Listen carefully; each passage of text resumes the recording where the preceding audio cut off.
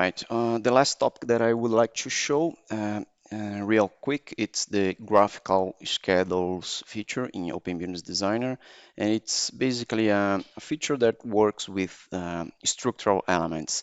So that's why I have opened here my S discipline master as for structural, and now I will go to the same tab here, data reporting, and under graphical schedules icon, I can expand this menu here, and I can go to settings, and this window opens for graphical column schedule settings.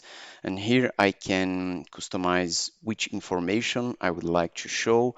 For example, to steel column schedule, I can show the elevation, the distance between floors and each pieces, and column marks, for example, location marks.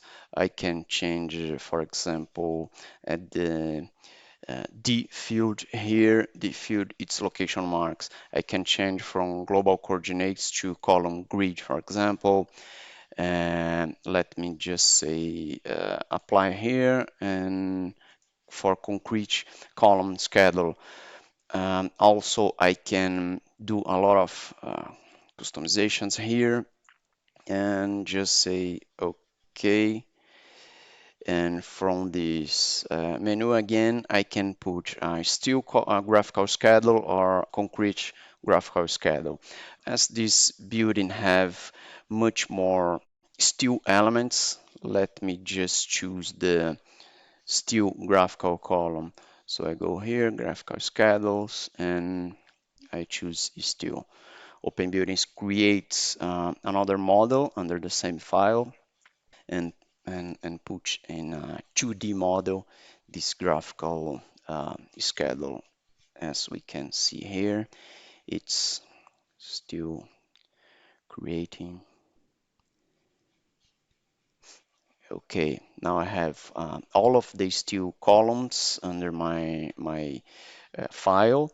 Again, I'm working in a federated model, so it's gathering data from all my referenced files. And here I have, for example, column 1. It starts from floor 1 until floor 4, and I have some dimensions here. And all of this data is customizable as well with text editor, or even in that graphical schedules settings that I showed before.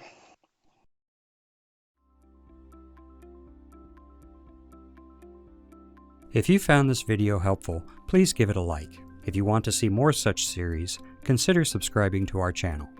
Thank you, and see you next time.